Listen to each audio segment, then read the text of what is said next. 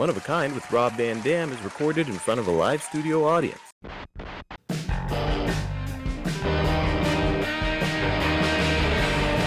Rob Van Dam! Rob Van Dam! Rob Van Dam!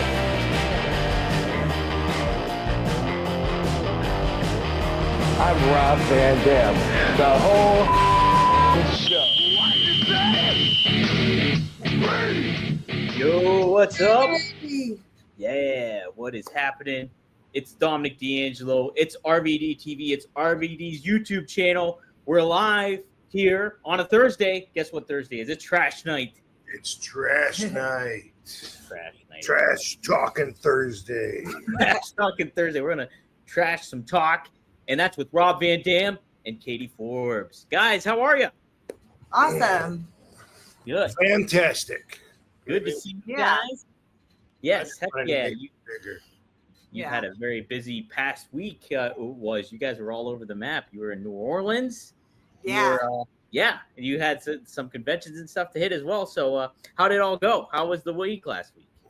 Good. I was in Tennessee visiting my family and babysitting kids. Oh, And then we went to New Orleans together for the Only Wrestler show. Just like you said, just to play fetch. As soon as we Yeah. start the show.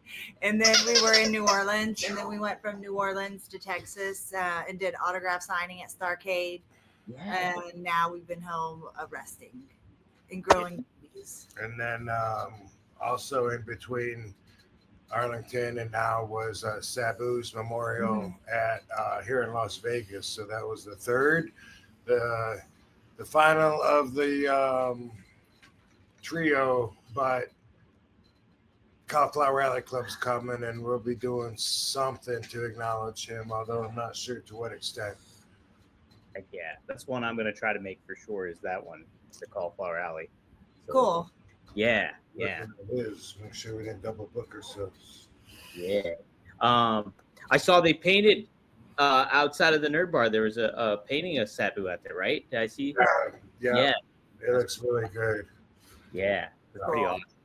Right, right outside the Nerd, up there on the second floor, big mural, can't miss it. And what's great that Nerd Bar Johnny pointed out on the group conversation is that to the side of Sabu, there's previous artwork up there, and Yoda is contributing to Sabu and pointing his finger up as well. So Oh, cool. if you look at that picture and spread it out, you'll see Oh, that's awesome.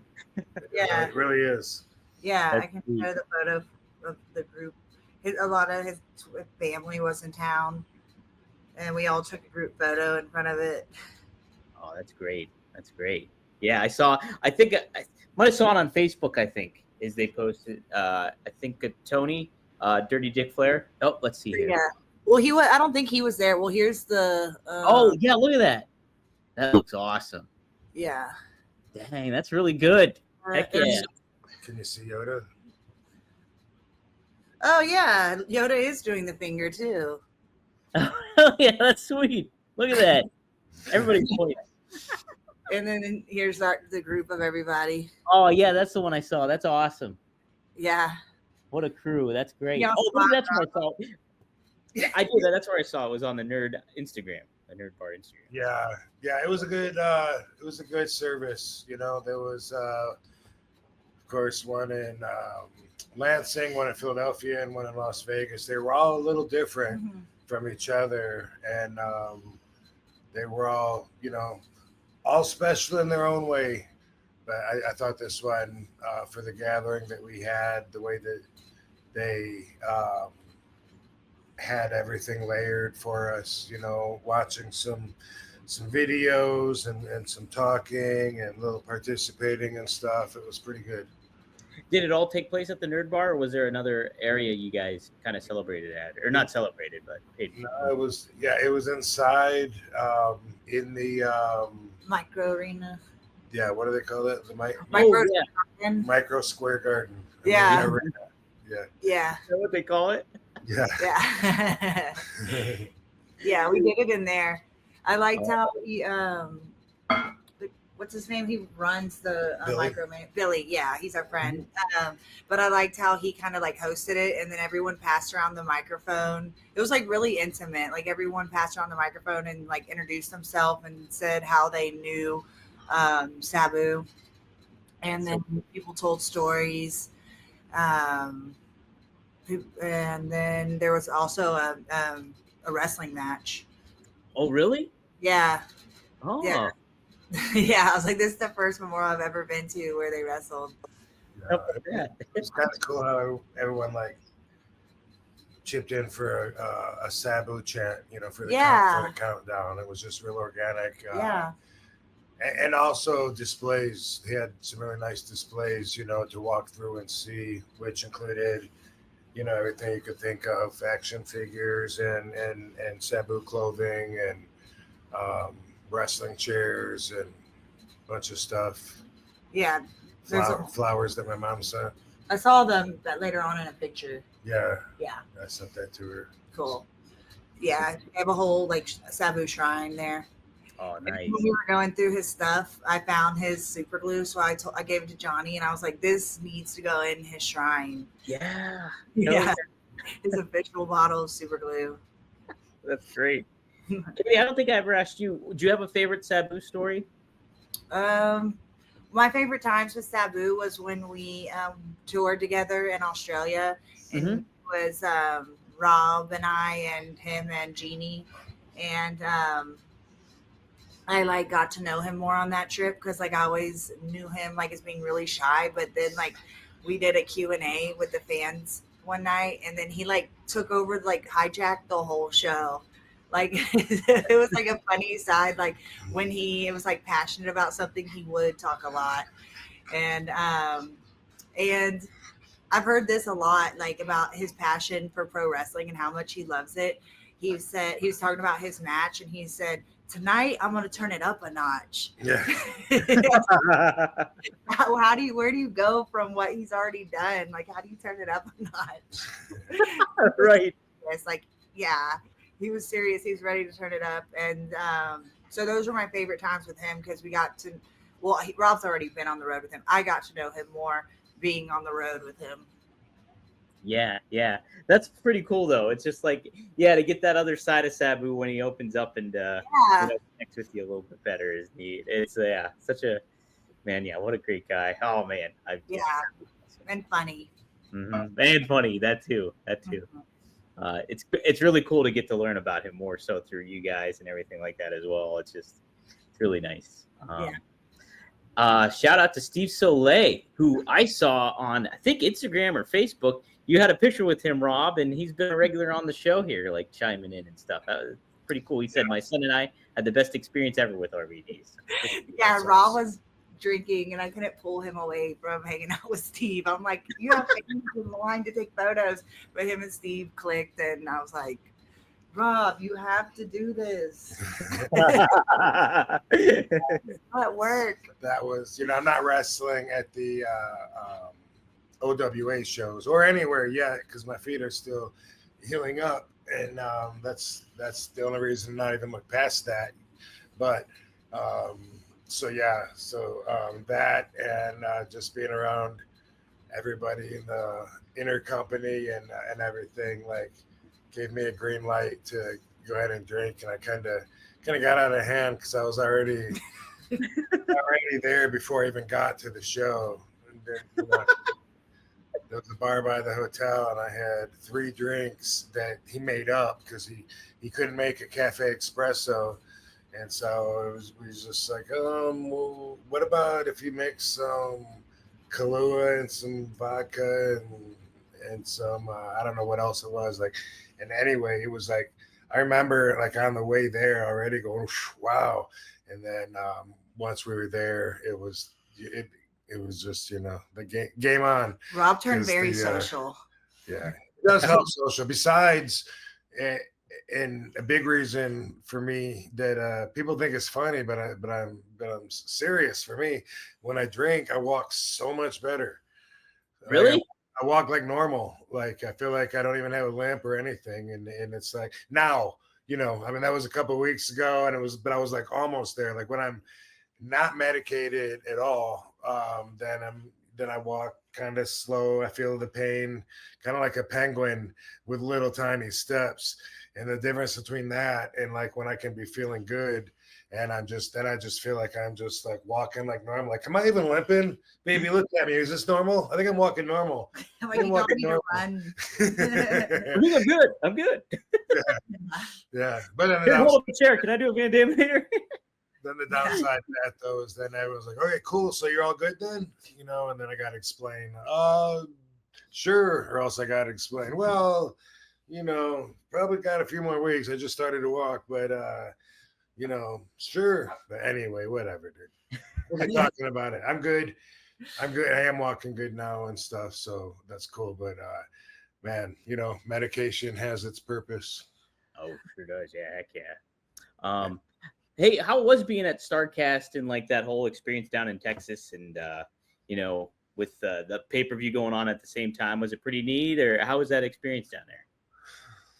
It was, I think we went like on the More Dead day. Oh, okay. And the con ended early, so we really were only signing for like a few hours. But people were really like excited to see Rob. I think because it was like all just AEW people, so seeing Rob was like a surprise. But I know the fans had fun because they had this coupon that you get when you buy your ticket, where you get to meet like everybody and take a photo with them for free, and it's a part of your ticket. Wow. Yeah, except for me. Rob, he was seems like my agent made some mistakes, or there was some misunderstandings, or somebody wasn't straightforward with somebody because you know, my agent had booked this, and from what we could see and what we heard, I was the only one there that wasn't part of the show or with AEW, which was fine. But it was supposed to be from 9 to 2. Oh yeah, it's supposed to be from 9 to 2, and already I was thinking like, you know, to take care of expenses, that's you know, got to move pretty quick and have a lot of people and take care of business, and I didn't think there was enough people there to do that. And then when it got to be like 12, they pulled the plug on everything. Everybody left. The whole show just walked out. So we were only there for 3 hours. Yeah. Wow, that's crazy. Yeah. So, like, but how? I don't want you to go into too detail, but how you get paid though is right. You get paid up front, right? Someone still has to pay me, you know, and then pay for our flights and the hotel. Yeah. And you know, some of that, you know, is like kind of group deal with AEW as far as a hotel or whatever. But yeah, somebody ends up losing money when something like that happens. And yeah. So it's only me when I got someone like Bobby saying, "I'm finished, I'm done." Yeah. But they don't get you a steak though, Rob. He'll get you a steak. So Rob was happy about that. Yeah. Our hotel was next to a Cracker Barrel. Oh yeah. So man, I love Cracker Barrel. Have one near us. So on the road, when Rob can get it, that's his happy place. Always a treat. I love Cracker Barrel. I never get to go. I never get to stop and anything like that. I want to go to Cracker Barrel. Dang it. I want to know. Why are we talking about it? Give me some Cracker. We need them to sponsor us on here. We need a Cracker Barrel sponsorship. But it was cool. Wait, is Mickey James AEW? Because she was there. No. Yeah, I saw a picture of you guys with Mickey. Yeah. How was that? Couldn't have been just me. Oh, she was awesome. Dory, yeah. Oh, Dory, yeah. That's right. And him. So I guess there was a couple people not AEW. See, we're being lied to again. Yeah, because there was JBL was there, right? Was he there? Yeah, Hanson. Yeah, Stan Hansen was there too. How about that? Did you get to interact with him a little bit too? Very little, but yeah, a little bit. Like, yeah. Bobby Duncum Jr.'s family lives there, and you know, I keep in touch with them all the time, and we were getting together with Bobby's daughter, meeting her new husband and their baby, and also Bobby's wife, who he was married to when he passed away. several years ago, and they all came to the convention, and they were going to check it out for a couple hours, and we were going to go get some food or whatever. But by the time they got there, everything just emptied out, like right before they got there in noon. And I'm like, damn, I'm sorry. And they were like, man, the one person that they mentioned was they wanted to see Stan. And then I saw Stan walk by me in the hallway, and I was like, perfect. And, hey, Stan. And JBL was reaching his hand out to shake my hand. I wanted to shake his hand, but I wanted to get Stan's attention and not be rude to him, when he was answering. And, so I was, like, hey, yes, yeah, Michelle Duncum wants to see you, whatever, and he was like, hey, Rob, and I was like, hey, brother, like, didn't mean to leave him hanging, but he just beelined and kept going wherever he was going. Stan hung out for a while and got to see the family and seemed to enjoy it. He really liked Bobby Duncum Jr. and Sr. a lot. He liked Bobby Duncum Jr. a lot because he tagged with his dad, and they were really close. So when Bobby Duncum got in the business, Jr. and came over to All Japan, Stan was kind of taking him under his wing, Mm-hmm. And I also really clicked with him. So he was a really good friend of mine. How did you like? How was Bobby as a wrestler, Duncum Jr.? Was he pretty good, or like?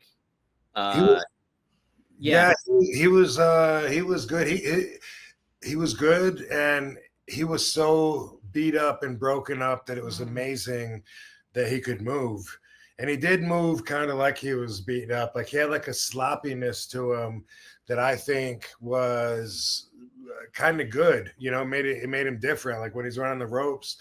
And just the way his knees and everything moved, and the way that his weight would like fall into the rope and bounce back. It was something that made him different. It was more authentic. And, he was tough. He liked feeling pride in being tough. I remember the first day in All Japan that he was there, he wrestled. I mean, it was probably a tag match, but Johnny Ace was in it. And somehow he got thrown to the corner, and he came out selling the corner, coming out, which I guess Johnny wasn't expecting, as Johnny was coming in with a blow. And boom, he hit him and he broke his nose. And that was like the first night in. And he got a little concussion from it and then couldn't remember things. And that was his first night in All Japan, which got him over with everybody because of the way he handled it, even though he couldn't remember like what all happened and stuff. And he just kept saying, you can't hurt me, I'm from Texas. And he's a football player. Yeah. And he he came to my room several times that night in the middle of the night while I was sleeping. And each time he came to my room, he would forget that he was already been there. And he would come in and do the same thing, he would call after he left. He would call too, trying to get me to go out. He wanted to go out drinking or whatever. And I was like, oh, Bobby, I'm in bed, tired. And then pretty soon he'd be pounding on my door, and I'd open it. He'd come in with a beer. He's drinking, and he'd spill everything all over my phone and everything he'd spill it all off the cabinet, and he was like slapping everything. Van Dam, come on, let's go. We gotta go. Come on, brother. I'm from Texas. I played football. You're ECW, and you know my daddy. Come on. Then they broke my nose. They broke my nose, man. They're not gonna hold me down. Come on, let's go. And then eventually, after he spilled his beer and everything, I'd get him out the door. And then a few minutes later, the phone would ring again. And then he'd come back again. I think like 3 times. And we bonded over that. Because like I said, that was like the first night. And we became friends. I really liked him a lot. But he wasn't one to tap out or to quit. He liked considering himself tough just from being from Texas and from being a football player and from who his daddy was. Those are the 3 things that he was always putting forward, when he's talking about himself. And yeah, he was good. We brought him to ECW for a minute, then he went to WCW, and he was there when he passed away, working for them. Oh, okay. Who was that? Bobby Duncum Sr. Like if you'd have to look him up, like you would know him because he wrestled before our time, but he had the big bushy blonde hair and looked a lot like Bobby. Yeah. Wow. And Bobby's grandson looks a lot like Bobby. Yeah. Yeah.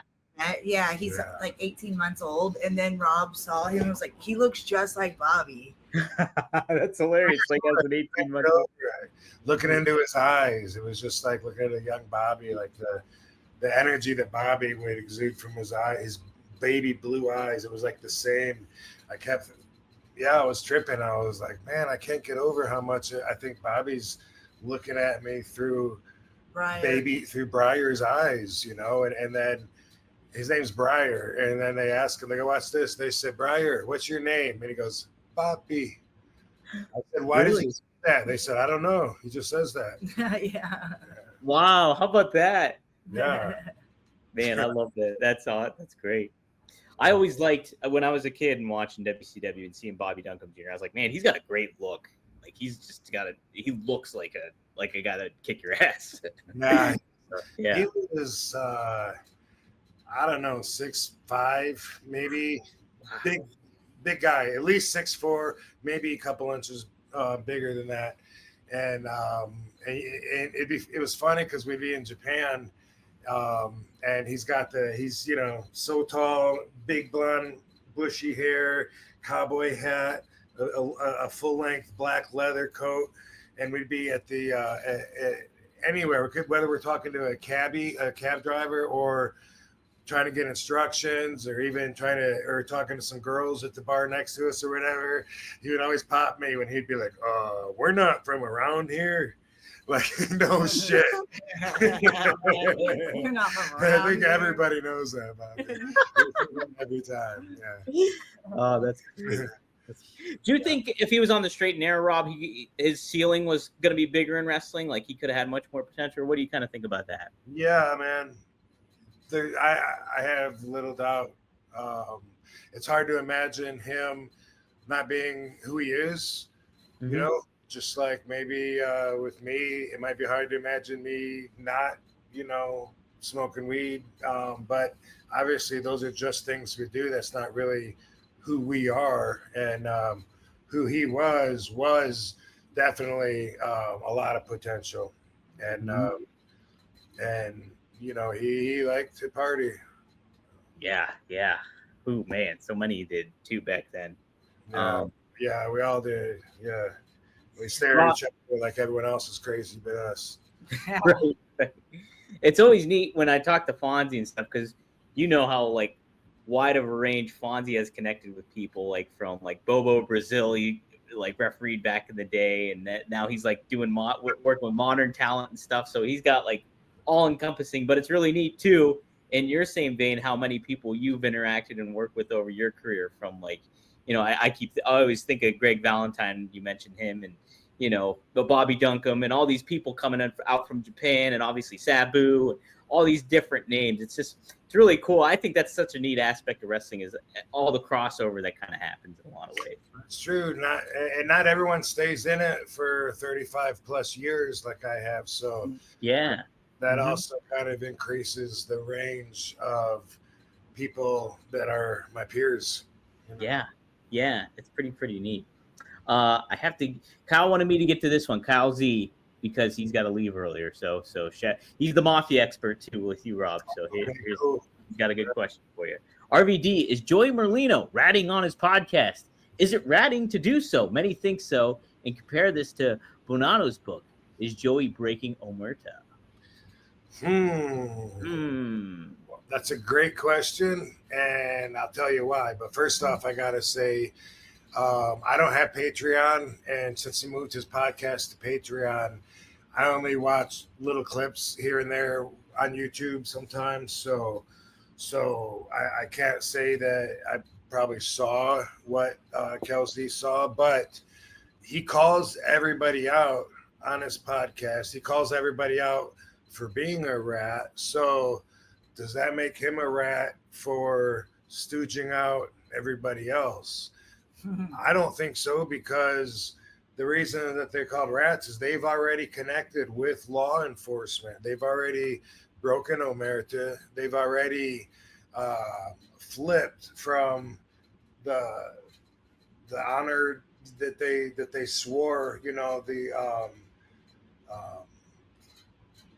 whole oath that they take when they join, they've already broken that, and they're out on the street because they made deals with law enforcement, with the state, to get some kind of immunity or a largely negotiated punishment, and they did that, and it's all recorded on the 302s and the confessions, and they have all that, and they testify in court against the others and put the other guys in prison so that they can do less time themselves. So that's a rat. Is Joey one of those? No, I don't think so.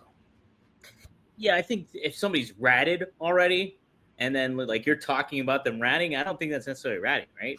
No, I don't either. And if it's not that, then I don't know what else we'd be talking about considering him a rat, because he hates rats, despises rats, as everybody knows, and everyone also knows that he went through, served his time, came out the other end, and never compromised that we know of, you know, that there's any evidence pointing to, never compromised any of his principles or his oath to omerta or the integrity of the family, you know. So in my opinion, no, like him calling out everybody else is fair game. And by doing that, he's pointing out the difference, which is what we're talking about. The difference is he's not a rat, in my opinion. Yeah. Okay. Cool. Interesting stuff. Kyle also added, so we have a threshold that must be crossed. Fair. And then he agrees with it too. He says, yep. Yeah. Good question, Kyle. All right. Frank Terrizzo, he always asks the good questions too. We got another good one here.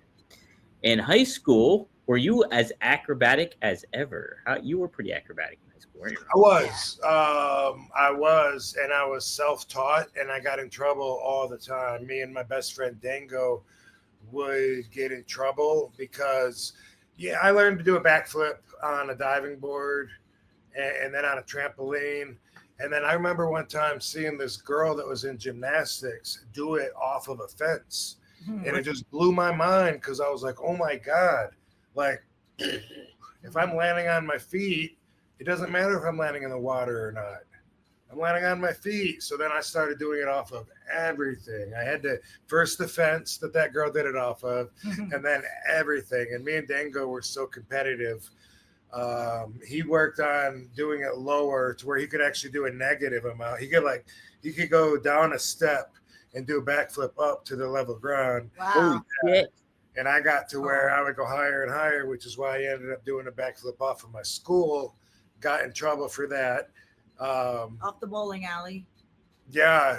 We went when we were in Battle Creek last week. We went by Naki's Bowl, and I was like, "Oh my God!" We would get up on the roof every fucking weekend up there, run around on the roof, and spy on people and throw shit at them and jump off of it. Ride on the hood of the car. That's where we were riding on the hoods of the car, and we got to where we would try to lose each other, and we got to where we would hold on so good that it was challenging to shake. So I remember a few times, one of the guys, Jeff, that was with us, hit the roads out of the parking lot. He's going 70 down the fucking road, and I'm on the hood, like holding on for life. Like, I don't know if this is cool or not, but hopefully everyone thinks it's cool that I'm this crazy because I might die, you know. But they would like slam the brakes on. And, yeah, Ken Naki's bowling alley on Columbia Avenue, which is now in what they call the Marijuana Mile. Marijuana Mile in Battle Creek. It's just pot store. It actually seemed like it was about 2 miles, but there's so many stores and they're all right there on Columbia Avenue. I'd heard of that from people. But this is my first time to see it. It was a few weeks ago when I was there for Lansing's Sabu Memorial. We rode through Battle Creek, and Yeah. so, but yeah, Kanuckies, I'd go on the river, and I would get me and Dango both, and we would get kicked out. We got kicked out of the mall for doing the same thing. You know, we'd get up on the roof of the fucking mall. That's and at the Y Center all the time. And we'd pull the gym equipment out, pads and stuff, you know, and the guy would always yell at us and say, I told you can't be here without a supervisor. And you know, I didn't know what you meant, you know, and we would get in trouble all the time. That's one of the reasons that I wasn't, I've never been excited about the idea of having a boy, because if that boy took after me, he would scare the shit out of me, especially because parkour wasn't around back then. And now my God. I don't know what all of it is real, and some of it probably isn't, but a lot of it has to be. But on Instagram, I watch a lot of these the parkour athletes, and they're jumping from like a building to another building, like from the top of the buildings, you know, like running and jumping and doing a flip and landing, or using their hands to fucking, you know, leap. It's just a lot of it. It seems like it has to be real, especially when they jump off and land on a flagpole and slide down and shit like that. And man, it's death defying. And I know I made my mom nervous. She broke out in hives watching me fight. Oh my God. And she brings that up a lot. And I always just think like, oh my God, I would be punished and have a kid that just took it to a whole nother level. If he was a boy. Boys are stupid. I was. Yeah, we're all pretty dumb. I'd be scared. Yeah, I don't think our girls are gonna be that crazy. You know, they tend to not be. Yeah, they tend to be a little bit more level-headed when it's stuff like that comes in. A little bit more practical. A little bit more practical, if you will. Let me see here. Every barn that we went through in Michigan, Rob was like, I used to have my ring there. Yeah. I used to have my ring in there. Yeah. Like every barn. That's true. That was cool, right around Battle Creek, and a lot of memories I forgot, because there was across from F66 bowling alley on F66. There's a huge barn, and I had my ring in there for a long time, and I had it in the storage place by 84 Lumber set up for a long time, and then down the road on Penfield Avenue, but where the fork in the road by the pond where McAllister and Penfield Road split off, there's a barn there that I had it in. That was Devis's grandpa, and they let me set it up there, and I had it in there. And some places we'd drive by and say, I had one in there. I had it in there too for a while. And it was like, you know, like, because in the winter you can't work out in your front yard in Battle Creek, Michigan, or backyard. Yeah, you got to find somewhere to put it. And after sometimes I had Kit's ring, and then after Kit took it back, then I built my own ring. So yeah, that was so much work to take down a ring and rebuild it. Yeah. So just transporting it. Yeah. So much work. Yeah. Yeah. Rob, how did that line up with you when you so did you have that ring before you were training with Sheik? Or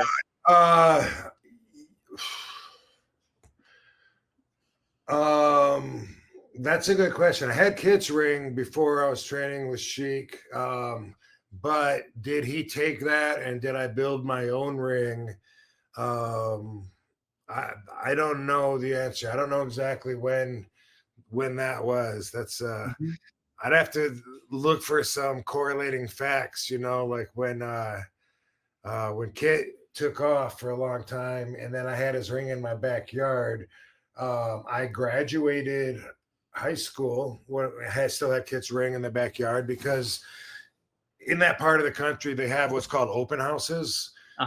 It's a tradition where I don't know if you do that in Pittsburgh. Yeah, but anyway, it's like you invite everybody over. Hey, Rob's graduating, all your relatives and friends, and they come over and give you envelopes with money in it. You know, sweet. Big food gimmick and stuff. And I remember like all these people were over at my house, and I was busy setting the ring up by myself because I didn't have any help. And I thought I was going to be done in an hour, but it took all day. Every once in a while, someone would come by, like my grandma, and say, well, you know, are we going to be able to see you today? Yeah, I just want to show you guys what I'm going to be doing, because I was going to go to wrestling school, and I was going to show off and show them what I was going to do, but it was one person putting the whole thing together. It's so much work. And I That's a lot of work. I think I just tore it down before that when I think Kit was already coming over trying to take it. Like he disappeared forever. I was talking to places about running shows. He came back one day out of nowhere. These two people came into my yard and started taking the ring apart after months of not talking to anybody. And everyone turned me against Kit during that time too. And so I was like, whoa, what are you doing? Get out of my yard, and they left. And I like took it down and I was thinking, where can I hide it? Where can I hide it? I think it was during that time. I think I put it back up for graduation and then ended up, I had to sit down with Kit, told him come over and get it and all this, but it was around the same time. So I went and got the material. I got these I-beams for the frame and angle irons and had them welded on to hold all the boards and all this. But I'm not exactly sure when that came to when I first joined the Sheiks. Was it before or after? It was sometime around that same time. Oh, okay. I was curious how that all lined up exactly. Yeah. But man, yeah, that's pretty neat though. Like you had your own ring and you just like would move it around from place to place. Yeah, and that's funny. They were there to see you and you were in the back working. Yeah. Yeah. I kind of feel bad about it now, It's probably the last time I saw my grandpa alive. No. Like, sorry. Preoccupied. I'm sure you knew you were passionate about it. Yeah. Yeah. Hey, you're probably wondering why I'm dressed like a sleeveless paperboy. Well, no reason in particular, but I do want to talk about our new sponsor, IndaCloud. Very happy to have them on board with us at One of a Kind with RVD. And man, I opened my box of stuff, and man, is it a box of stuff. There's so many different neat things here, too. If you want to get loosen up a little bit in a different way, THC, you have this option here with Indica. Look at this stuff. So I'm pulling out all these different items here. Okay, first off, we got gummies here. Right here, IndaCloud Bliss gummies, elderberry, very, very good stuff. Man, look at this. And it's got milligrams of THC for all your different kinds of needs. A dope rope. Look at that. Man, Blue Raz. I couldn't believe it when I opened this box and saw that. Plus, look at this Soda Shop pops. Look at that, baby. That's pretty sweet, too. We got strawberry right there. And then chronic crystals, too. THC. All different milligrams and different things like that. Such a variety. You can check it out at IndaShop. Inda.shop/RVD. You get 25% off when you use code RVD.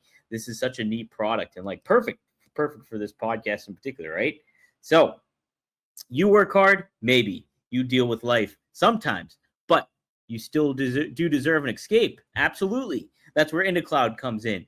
Gummies, flour, pre-rolls, all federally legal, seriously fun, and just a few clicks away. Whether you're chasing better sleep, deeper intimacy, or just solid daytime relief, this is grown-up cloud chasing done right. So if you're 21 or older, head to indacloud.co and use code RVD to get 25% off your first order, plus free shipping. That's indacloud.co, code RVD, 25 off, free shipping. You know what to do. IndaCloud, baby. Look at that. So many options you can check out. So, like I said, take a look. If you're 21 or older, now's your chance to float around above the stress because IndaCloud is giving all new customers 25% off. That's right, their first order plus free shipping. Just use code RVD or click the link in the show notes to claim your discount. That's indacloud.co. That's INDACLOUD.co. Use code RVD for free shipping plus 25% off your first order. You can't beat it. Order now. Fill out their quick survey to support the show and enjoy the best part of your week. Brought to you by IndaCloud. Hey, I did want to ask you guys a couple questions considering that we had that big wrestling weekend over like Evolution, WWE Evolution, the all women's PLE pay-per-view, like really stole the show this weekend, I thought. I don't know. Did any of you guys get to catch that? We didn't. No? It was awesome. It was like, cool. They closed out the weekend of all the wrestling that went on. And it was seriously the best show, I think, of the whole weekend. It was really that good. Oh, that's Awesome. Yeah. They really tore the house down. So that was pretty neat. How did you watch it? What was it on? It was on Peacock. So yeah, you can just watch it right. I think that was all it was on too, was there. And they had like 6 or 7 matches, but the battle royal that they had, it was probably one of my favorite battle royals I've ever watched. Like, it was that good. Cool. I've Yeah. seen like clips from it on my timeline. Yeah. So definitely, if you guys get a chance, check out some of it at least, because it was pretty. And Kalani Jordan, she had a big moment in the battle royal. It was awesome. Hey. Nice. Yeah. So that was pretty cool too. So Yeah, very cool. yeah.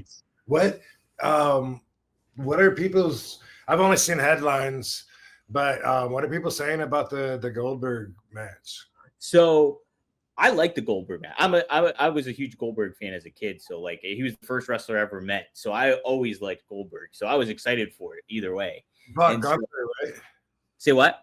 Wasn't it him and Gunther? It was him and Gunther, and it was a good match. It was a good retirement match. Like, I thought, like, Goldberg, he's older and stuff, and like he talked about how beat up his body is and stuff like that. So he didn't move like he used to move, but like he played the hits basically. You know what I mean? And like, he hit a spear, he did a jackhammer, he almost got the win, but then Gunther turned it on him and choked him out, and that's how the match ended basically. And so it got, I think, overall a positive reception. What happened after the fact is kind of what people are talking about a lot now, because Goldberg went on Arrow Hawani, and he was asked about the match, and he said he wasn't really, he was kind of pissed off about it because he gave like a farewell speech at the end. And they cut it off. Oh, They cut it off like 30 seconds into his speech. And so like, he wasn't happy about that. And like part of him kind of think like that it might've been a rib, but then he's like, but I don't know. And like, he was just, but you could tell he kind of wasn't happy about it. And how it kind of ended that way. Cause he's like, I've had world heavyweight title matches before, and but I'm a WCW guy, and he kind of questioned if they viewed him a certain way and stuff like that. But yeah, it's kind of unfortunate because I thought the match itself was good, and I thought Goldberg was good, and Gunther was great. He was great too. So, well, I remember when I first heard of that matchup, I thought, wow, that sounds like a couple of stiff guys that want to beat the shit out of each other. Yeah. It sounded appealing. You know what I mean? Yeah. There's a screenshot, so how Gunther chops people, right? Yeah. And he like chops him big time. Well, there's a screenshot of him chopping Goldberg, and you see like his hand impressed in Goldberg's chest, and Goldberg like smiling. It's a great photo. And Goldberg felt bad. He's like, I didn't mean to laugh. He was like, but I thought it was going to hurt more than it did, and it didn't. But he put over Gunther too, saying how great of an opponent he was for him and stuff. How did the ref get hurt? So Goldberg was lining up to spear Gunther. Gunther moved out of the way, and he speared Charles Robinson. And apparently he cracked one of Charles Robinson's ribs. Oh. So tough stuff there. How that happened? Someone moved out of the way? Yeah, so Gunther moved out of the way. It was like a spot because they're going to take Charles out of the equation for a while. And Goldberg speared him? Charles? Goldberg speared him, yeah. Ooh. And then that's how that rib got cracked, apparently. So, Ow. yeah, ouchies. We did see the segment with Jelly Roll and Logan Paul and Drew McIntyre. That was SmackDown, though. Okay, so yeah, but then they had it a little. So they were in the corners of one another on Saturday night's main event because it was Randy Orton versus Drew, and so Jelly Roll got involved. Like Logan Paul played the chicken shit, which was great. Like, he was great chicken shit, and then at the end, Drew McIntyre gave Jelly Roll a Claymore kick and took him out. And now there's a tag team match at SummerSlam. It is Jelly Roll teaming with Orton against Logan Paul and Drew McIntyre. And we saw them on Jimmy Fallon last night. Yeah. It's because Jelly Roll chokeslammed Logan Paul through the table. Yeah. The desk. I like that storyline because I like Jelly Roll. Yeah, it's a fun thing. It's like, Rob, we talked about this a little bit too, because you were like, I'd kick Jelly Roll. I'd kick him hard. Because you're talking about, I treat him like I treat Bubba Ray. Yeah, I know. She knows. I know. That's how he always feels about celebrities into wrestling. But I've been a fan of Jelly Roll before wrestling. So it's just exciting for him to be in our world. He's lost a lot of weight too. Did you see that? Yeah, 200 pounds. No. Yeah. pretty wild. Apparently, he's been training, I think, with CM Punk, Jacob Fatu, and somebody else too. They've been training him in the ring and stuff like that. So we'll see how it goes. Yeah, I heard that Triple H said he went to wrestling school before he was even singing or rapping, because he was a rapper before a singer, that he went to wrestling school first. Geez, I didn't even know that. I didn't know that. Wow, how about that? So, well, you have to be an athlete to be able to do it. And so, like, for me, it's always offensive because I take the perspective of, in order to have a celebrity take a spot on a wrestling card, everyone else has to work around them to make it look like just anybody could do it. And I don't like that, because not everybody could do it, you know? right. Like the fact that Logan Paul picked it up and is so good is like really rare, really rare. You know, Jeremy Piven, not so much. You know, he did a crossbody though, but so that's the kind of thing, you know, like when the Jackass kids or anybody. Travis Scott, though, they said he wasn't picking it up, so they got rid of him. Yeah, they weren't using him or something. Like, yeah, I don't know. I don't know if he'll be involved in a storyline again or not. But thing is, if one of those guys, if I can kick him in the mouth just like I kick Bubba Dudley or anybody else in the mouth, and if they're like, okay, cool, man, I really enjoyed that afterwards, maybe they'll win me over then. Yeah, right, You know? right.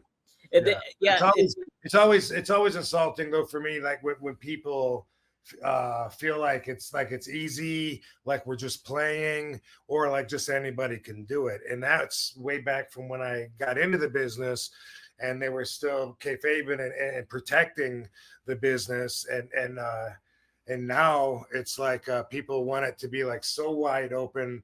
They want to believe it's way softer than it really is, and they've made it way softer. I mean, there's no question about it. When you talk to wrestlers that have been around for 20 years or more and talk about how it used to be really competitive and how we used to really be fighting for the shine, you know what I mean? Like fighting to outshine the other guy and being pissed at the promoter. Heel's pissed they got to put a green baby face over, so they beat the shit out of him, and you know, having just like roll them up in a small package afterwards or something. Imagine like nowadays they would call HR and you'd get sued, you know, and they'd be like, this isn't a friendly workplace, you know, and why don't they know it's not like that anymore? And that's just how much it's changed. But all along, from way back then to the middle to now, I always will feel defensive about the fact that my career took an incredible amount of physicality, an amazing amount of durability to be able to take, you know, a shitload of punishment on a nightly basis. Besides having the talent to even pick up the timing and have cool moves and any of that. And so I feel like a lot of that just gets thrown out the window in order to fucking make this work. And so that's why, you know, for me, I'm gonna just, you know, always be kind of biting my tongue and being like, well, I hope the fans enjoyed it. At least that'd be a positive thing. If the fans enjoy it, cool. At least there's that. I'm sure that's why they're doing it. Say if you were in a situation like that in ECW where it was like you have like Kid Rock, since he was popular back then and stuff like that. Kid Rock comes in and hey, we're gonna have a tag match. Kid Rock gonna tag with Kid Cash against you and Sabu, hypothetical, and like you know it's gonna draw money. It's gonna be big time because it's Kid Rock and everything. Before you even finish your question, it sounds like you're talking about when ICP came. And they came to ECW, and me and Sabu beat the shit out of them. Yeah. We didn't take it easy on them at all, and I broke Joe Bruce's eardrum. He wrote about it in his book. It's a fact. Everyone knows that. I didn't go exceptionally hard on him, but I didn't hold back either. Okay, so you would definitely just. And they even had wrestling training, but we looked at them like they weren't us because because the only matches they had were the ones that they booked themselves on their own shows. And at that time, you know, with our egos and our competitive status in the business and our feelings about that, just all of that comes into play, all of that, to where it's like, you know, I'm not going to try to hurt those guys. No, but if they didn't respect what we're doing before, they're going to respect it afterwards. Yeah, 100%. Yeah. I think it's a good mindset to have overall. It's like, it's the way we all used to be, and it's just how it's changed. And some of us are still around because, you know, we've been wrestling for 30, 40 years. Right. Or fighting for your life in the ring and even backstage, the way people used to treat people like shit and rip them. Yeah. Mm-hmm. Like if you weren't over with the boys, your job would be so much harder from the stories I've heard. Imagine Jelly Roll going through the training that we saw like on the Tough Enough show. Remember that? Where hit the ropes, drop down, leapfrog, hit the ropes, drop down, leapfrog. 20 of those. Now get up on the top rope and balance and do squats. I remember seeing those guys doing that, squatting. You remember that? Oh, yeah. Huh? I was like, when I saw that, I was like, how many wrestlers can even do that are in the business? That's like they put when they were training, they put them through the hardest courses possible to prepare them for anything during their matches. So if they have a 15-minute athletic, really physical match, they might be all right because they trained for fucking 4 hours getting their shit kicked out of them and doing an amazing work out till you puke and then work out again till you puke again kind of mentality, you know. Do you think the celebrities are getting that kind of training? No, so they're not going to respect it as much. And, you know, why do I care except it's my life? You know? Rob, how much is it too is like it's the aspect of all the work and like the trial and tribulations that you guys went through, but also how much is it too like the suspension of disbelief almost? Like it's like, oh, Jelly Roll's knocking out fucking Rhino. I'm just throwing that out there, like just as an idea or something, you know. Like does that also kind of be like, no, that compromises what we're doing too at the same time? Of course. Mm-hmm. Yeah. And I know that the business is changing in that way. And I get that, but yeah, for me, it still very much says what you said. As a matter of fact, I don't like what do you call it when the intergender matches? I mean, I don't hate him. It's not, you know, like I want to, like some of the fans are going to go, well, he has a right to pick it and stand up and change. No, it ain't like that. I'm just saying for the credibility's sake, you know. I remember. Oh my God, yeah. When Tessa was the TNA champion because she beat Brian Cage by power bombing him. Maybe it was a Canadian Destroyer or some. That was way, way, way too much for me. Just so you know where I stand on things like that. Mm-hmm. I hate that. That stuff makes me sick. They loved it. Good for them. Fans that aren't like-minded, that didn't get trained like me, you know, they're not going to understand maybe about my feelings on it. But it was like I literally had to get the shit beat on, not literally shit. I'm turning into Casanova Kenny now. Got Kenny's eyes. No, but I had to get the shit beat out of me figuratively, and but had to prove that I was tough enough. Not just even with the Sheik, even like for the first couple of years in the business on the road, working with different people and shit. Like you always had to prove, and you know, when you're a celebrity, you've already proved that you've got value. You're already drawing extra eyes, which is business because that's money, that's tickets, and so I get that. And you should get a shortcut for the purpose of some little exhibition. But when it comes to the credibility of it, I tend to be very defensive about it. There was one time way back, probably 92 or 93, as late as 94, where there was I was running shows with Greg Price, and he had sold a show to a fair on the road when we were on the road anyway. So it was says, hey, pick up extra money here, but it wasn't a lot of money, and it was so little that we only had like 4 wrestlers. I think it was me and Billy Black, and then Bambi and Peggy Lee Leather.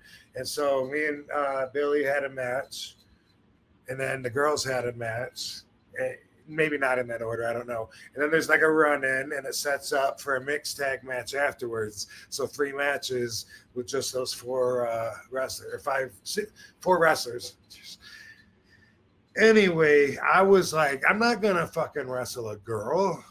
You know, what the hell are you talking about? No. Like, every time she comes in, you can just tag your partner, tag Bambi whenever Peggy's in there, whatever. And I'm like, I don't know, man. Is that going to work out? Like, every time? And, like, they had to really talk me into it because I was thinking, you know, like, I'm not going to go out there and get, like, clotheslined and body slammed and beat up by a girl when I know I could take her. And you know, I was green enough back then to not have feelings on it already and had to develop them that night. And anyway, we did the tag match, and I didn't end up wrestling with Peggy. It was Bambi and Peggy and me and Billy, and it worked out fine. But that's always on my mind whenever I see girls wrestling guys. If I see a wrestler in Japan wrestling a little schoolgirl that looks like he's 8 years old. Ugh, that's the word. I mean, that's if you looked up Killing the Business, that would be there. That next to the other guy that's wrestling a dummy, a blow-up doll or whatever. Yeah. They think that shows that they're talented, I guess. But to me, back in the day when I got in, someone like that would have been kicked out of the business. Oh, right. Yeah, totally. Yeah. No, the thing is too, I think I know Charlotte Flair in the past too said she doesn't like intergender wrestling either. Like, it's like she wants women wrestling and then like men wrestling men. And it's like what I just said too about Evolution. They stole the show and it didn't feel like, oh, an all women's wrestling show. It just felt like a wrestling show. It was great. And that's kind of what you want, right? It's just like, I don't know. It's definitely you know, like when China wrestled some guys, it made it like a real special moment. That was before intergender wrestling, or at least before it was popular. No one knew about it. So if it was China versus a dude, then it'd be like, whoa, you know what? She probably has a chance of beating him, man. She's a big dude anyway, and that added to her mythos. It was a good way to build that character.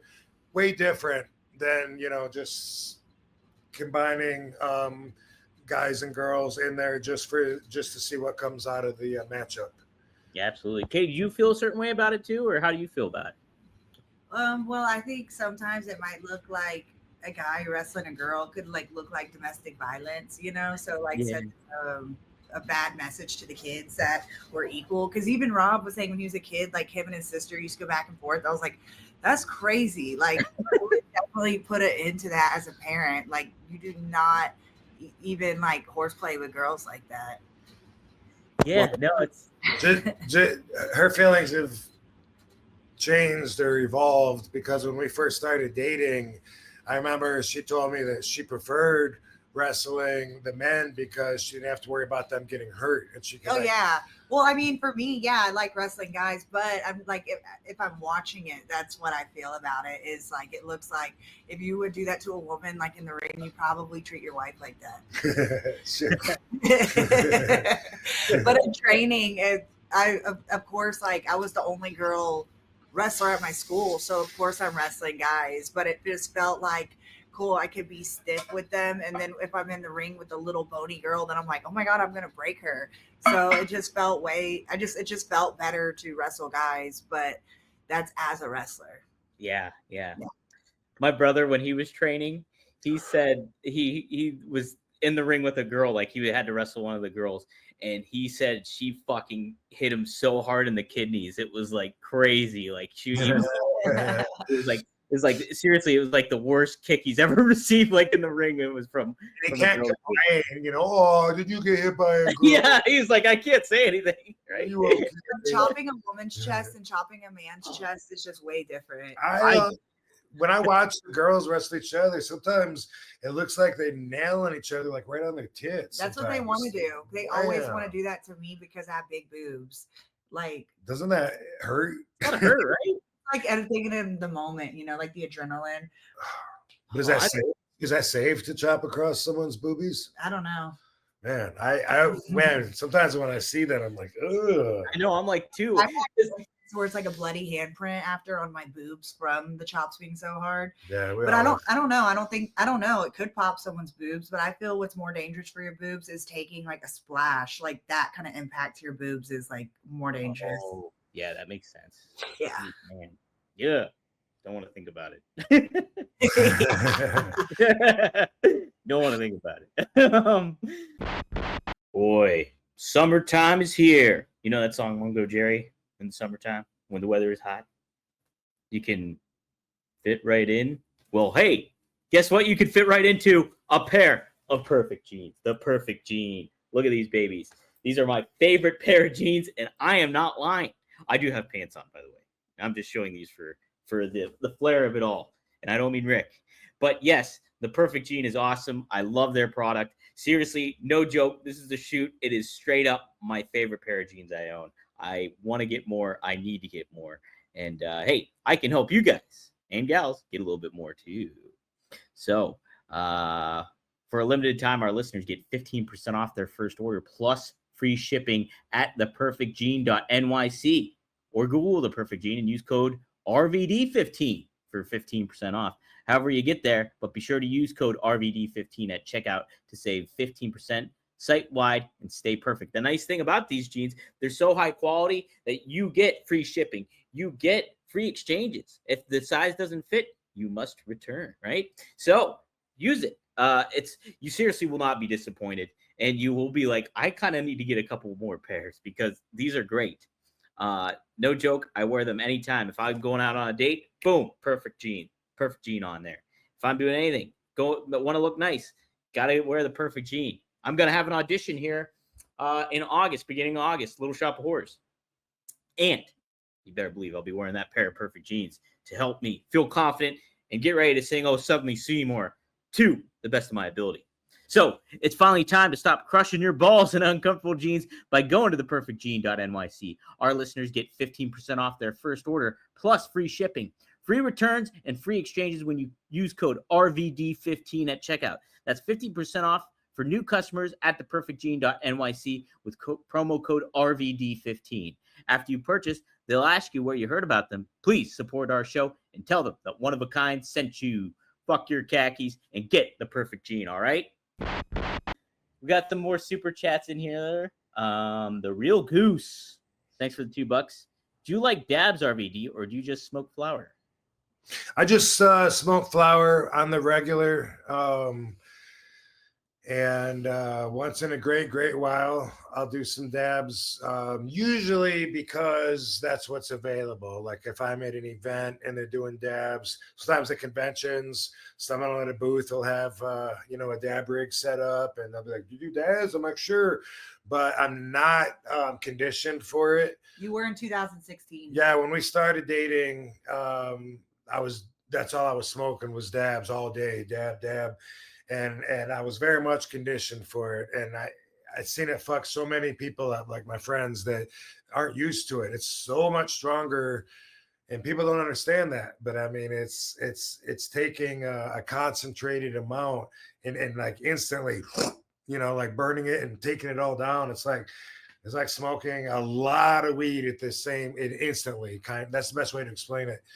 And so I've had a lot of friends, when I'm like, are you sure you want another dab, bro? If you are, I know, but I'm used to it. Like I do this all the time. This is like number 6 for me. I mean, if you should just have one, I'm used to it. Fuck that, man. Pack me a fucking bowl. All right, dude. 2 dabs. And, yeah. And then they're gone. They're either I lose them, they're in the bathroom, or they throw up, or they just like boom. One dude, I can't remember his name. James and Medium Rob, both of those guys.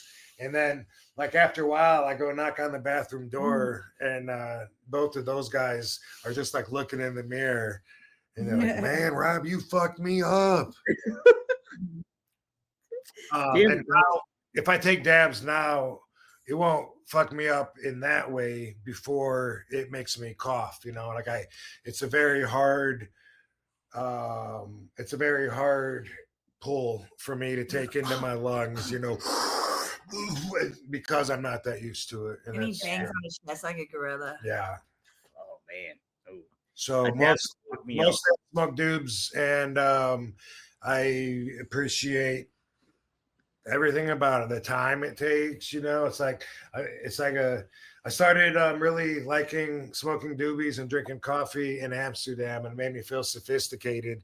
And I was actually out in public, not like hiding, in the back seat of a car, or anything, but just, yeah, I'll take another coffee, thank you. Like, wow, this is so fucking cool. Yeah. And that was years ago, and I kind of always held on to that habit. Hell yeah. Oh yeah. Man. Shout out to Venice Beach Dub Club, got the #1 fan award. Hey. Yeah, look at that. How about that? Yeah. So nice. Look at that. $50. Oh, Damn. Damn. Hey, Rob and Katie, Jelly Roll should only be over to get over on a wrestler by cracking them with a guitar. Women should only go over men if they're a pit bull like Stephanie McCourt and the guy is chicken shit heel. By the way, our album dropped. Check it out. Okay, yes. Seth. Oh. Yes. Yeah, how do we advertise it? Yeah, give me your info, Seth, with the link. Send me the link and stuff like that, and I'll promote it. If it's on Spotify, I'll share the link on the Spotify link too, and whatever. So I know he said something about a second song, and I can't remember what he said right now about. Yeah, he released a couple of songs, I know at least. Or do you mean a second song for you, Rob? I can't remember. It wasn't for me, but it might have been wrestling related or something that I would care about. I can't remember. Oh, he said it on the baby. That's sweet. Yeah. We have a little bank account for them. Really? That's awesome. It's not a real one. It's just we put people have given us gift cards, so then we put it all together, and it says Baby Van Dam's gift card. So it's cute watching them have their own little money. Yeah, we've been getting gifts, and in Chicago, somebody gave us a blanket that's got dates on it. Yeah, watch me grow, and then you take a picture with the baby next to the month.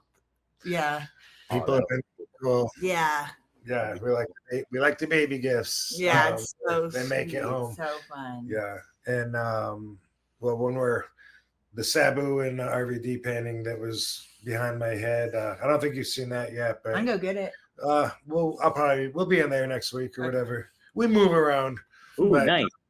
But yeah, some of the gifts have been making it home. Sometimes somebody will give us a really big thing. It's how am I going to fly with that? And usually get it mailed home or something.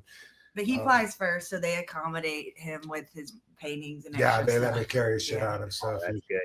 That's awesome. Good. Yeah, I take Barbie sometimes. Heck yeah. Baby. Here's a good question too. This is from Alex. It's not bad after brushing. Good. This one's better. Good. Alex Cosentino, thanks for the $5. He says, is it easy for you to watch a match as a fan, or do you dissect the match in your head and start watching it as a worker? B. Yeah. B. Yeah, I can't watch without critiquing it, and then it's just watching.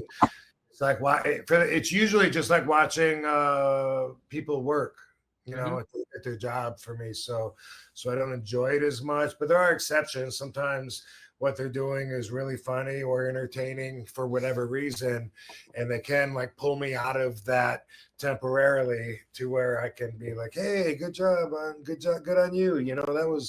That was good shit. But for the most part, it's not like I think I'm perfect. I would do the same thing to my matches too. Can't help it. If you're watching it, if I'm watching something and I see how it could be better or whatever. So, usually I'll tell Katie, we're watching LFG, and I'll just LFG. We love that show. Yeah. And I'll pause it and say, you notice that every time she sells anything, she's just holding her arm, right? That's how she sells everything. Why doesn't somebody tell her, you get hit in the face, don't sell your elbow, sell your face, and it's just, oh yeah, I see that, and then we'll hit play. But I can't not do that. I pause it several times, and I'll just mention what would have been better right there if she would have done this or that, and then just if you were like, would you stop doing that, then I would, but you seem to take it in, and then I think I'm helping her, because when I tell her and she understands it, I'm like, oh cool, she got that, and it's fun with LFG because like that's what the show is. It's Legends and Future Greats. So the newer people like will do a match, and then the judges will like critique it while they're doing it, and then like afterwards critique it. So it's fun watching it with Rob, since since he's so smart on the subject. I'm like, they need you as a judge on here. I know, Rob, would you do it? Would you be a judge on there if they asked you? I mean, yeah, we depend. I mean, if everything was worked out, sure. Yeah. It's such a vague question. What I do, know, right? Would I do it for, Well, yeah, if the money lined up and everything was. Would I be interested in something like that? Sure. If they were interested. Because his critiques are so good. I'm like, you should DM that person and tell him. Like, because he'll like think of something like a really good nickname for him, or like just think of something. And then I'm like, you should DM them. Yeah, dude, they would pop for that. A lot of the stuff that a lot of the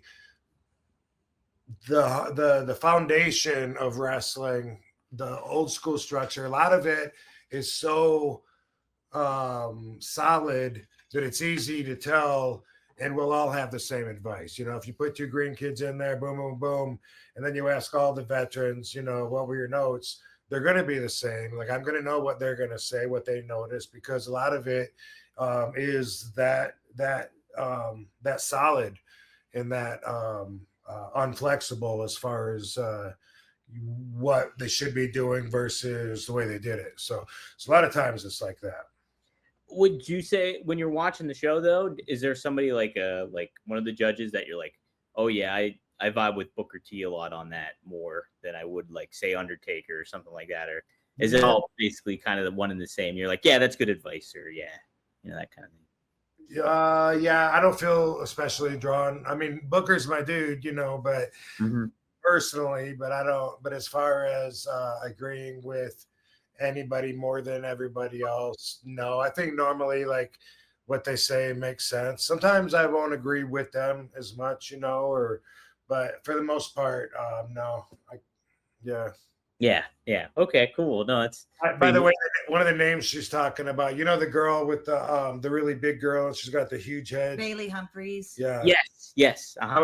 What a name that I was saying that I like and that she likes too. I think it'd be cool to call her Goddess Zilla. Oh, I like it. Built like a Godzilla. So that's a feminine version of it. Yeah, I like it. Goddess Zilla. Yeah, you could do a lot with that, I think. Yeah, that's almost like DM her. DM her up. Yeah. Heck yeah. Just picture her like stepping on buildings in a video. Like Titantron. Little miniature city set that they used to. Oh, that would be a good vignette. Yeah, she's got some good potential, huh? I haven't seen her really wrestle too much. I think I saw her finisher, which was pretty cool, I think. Yeah. Yeah, she's pretty good, huh? Yeah. She has a memorable look. Her body shape looks like Rob's. Like the striations in her legs and stuff. Yeah.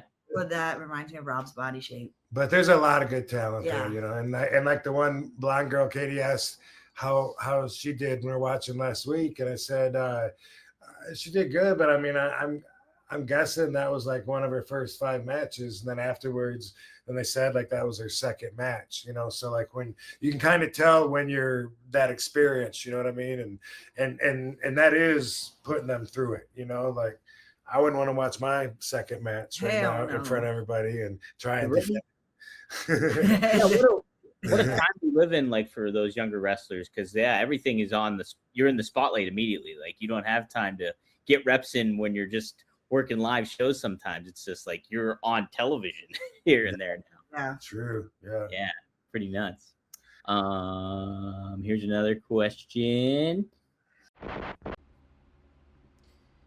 Guys, enter the room dick first. Big Dick Dudley dick first. Blue Chew isn't just a tablet. It's a cheat code for your crotch. Stronger, harder, longer lasting, like someone gave your downstairs a pep talk and a gym membership. Blue Chew is the original brand offering chewable tablets for better sex. Guys, this isn't about performance. This is about legacy or third legacy. Give our group chat something to talk about. You know, when you lay it down, they're talking about how it gets up. Nothing makes you more of a legend than a little Blue Chew. Discover your options at BlueChew.com. And we got a special deal for our listeners. As always, get your first month of Blue Chew free. Free. Just use promo code RVD at checkout and pay $5 for shipping. That's it. Join Blue Chew's mission to upgrade humanity one thrust at a time. Head to BlueChew.com for details and safety info. And big thanks to Blue Chew for sponsoring One of a Kind with RVD. This is from Instagram, a wrestling historian. Thanks for the Canadian $2, Were there ever any plans for you to wrestle CM Punk? Do you remember if there were any plans? I don't know. Mm-hmm. I don't remember having any plans myself, but I don't know what plans could have been pitched or talked about during those meetings at any time. So I don't really remember that coming up. Yeah, you guys could have had a good feud though, especially like back in when he was the straight edge guy and he was just kind of created that cult. He had the straight edge society where it was Charles Manson almost, and you guys could have had a good dynamic there and told a good story and feud there. I think you guys would have worked really well. I think that would have been funny. Yeah. No, I know Paul liked him right away, when he was still new to WWE, CM Punk, and I didn't know that much about him. I remember noticing that Paul and him were really close, like friends, and they sat by each other at the, I remember one time when I came in, it must have been during the return, because I don't think I was regular there, but because Paul was hey, come on, sit down with us, and he was sitting with Phil, and